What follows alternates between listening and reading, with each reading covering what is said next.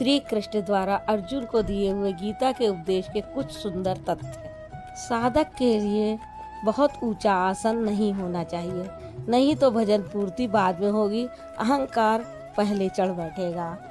उस आसन पर बैठकर मन को एकाग्र करके चित्त और इंद्रियों की क्रियाओं को वश में रखते हुए अंतःकरण की शुद्धि के लिए योगा अभ्यास करें। शरीर, गर्दन और सिर को सीधा अचल स्थिर करके दृढ़ होकर बैठ जाए और अपनी नासिका के अग्रभाग को देखकर, नासिका की नोक देखते रहने का निर्देश नहीं है, बल्कि सीधे बैठने पर नाक के सामने जहाँ दृष्टि पड़ती है वहाँ दृष्टि रहे। दाहिने बाहिने देखते रहने की चंचलता ना रहे, अन्य दिशाओं को ना देखता हुआ स्थिर होकर बैठे। महापुरुषों की अनुभूति है कि मन से विषयों का स्मरण करके, आँखों से वैसे दृश्य देखकर, त्वचा से स्पर्श कर, ब्रह्मचारी का वास्तविक अर्थ है ब्रह्म का आचरण, नियत कर्म यज्ञ की प्रक्रिया, जिसे करने वाले सनातन ब्रह्म में प्रवेश पा जाते हैं।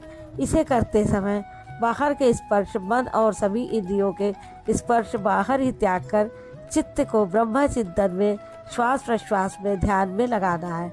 मन ब्रह्मा में लगा है तो बाह्य स्मरण तो अभी नहीं लगा, विकार शरीर में नहीं मन की तरंगों में रहते हैं। मन ब्रह्माचार आचरण में लगा है तो जनेन्द्रीय संयम ही नहीं, सकलेन्द्रीय संयम तक स्वाभाविक हो जाता है। भय रहित और अच्छी प्रकार शांत अंतःकरण वाला मन को संयत करते हुए मुझ में लगे हुए चित्त से युक्त मेरे परायण होकर स्थित हो। इस प्रकार अपने आप को निरंतर उसी चिंतन में लगाता हुआ संयत मन वाला योगी मेरे में स्थित रूपी पराकाष्ठा वाली शांति को प्राप्त होता है। इसलिए अपने को निरंतर कर्म में लगाना चाहिए।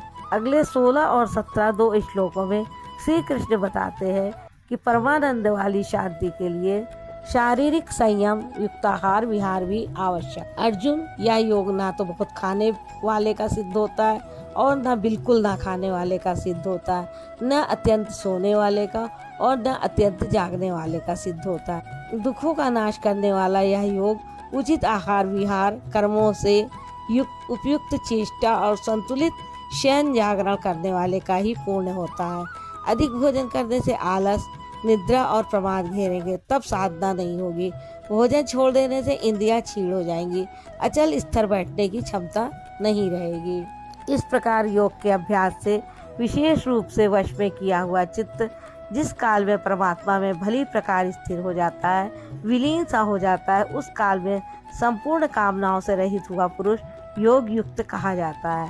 जिस प्रकार वायु रहित स्थान में रखा गया दीपक चलायमान नहीं होता, लौ सीधे ऊपर जाती है, उसमें कंपन नहीं होता, यही उपमा परमात्मा के ध्यान में लगे हुए योगी के जीते हुए चित्त की दी गई है। दीपक तो उदाहरण मात्र है। आजकल दीपक का प्रचलन शिथिल पड़ रहा है। अगरबत्ती ही जलाने पर धुआं सीधे ऊपर जाता है। यदि वायु में वेग न हो तो अभी चित्त भले ही जीता गया है, निरोध हो गया, किंतु अभी चित्त है। जब निरुद्ध चित्त का भी विलय हो जाता है, उस अवस्था में योग के अभ्यास से निरुद्ध हुआ चित्त भी उपराम हो जाएगा, विलीन हो जाएगा, मिट जाएगा।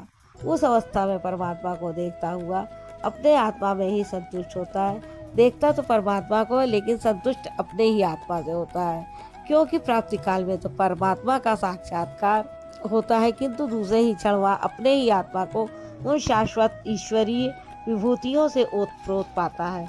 ब्रह्मा अजर अमर शाश्वत अव्यक्त और अमृत स्वरूप है, तो इधर आत्मा भी अजर अमर शाश्वत अव्यक्त और अमृत स्वरूप है तो किंतु अचिंत्य है।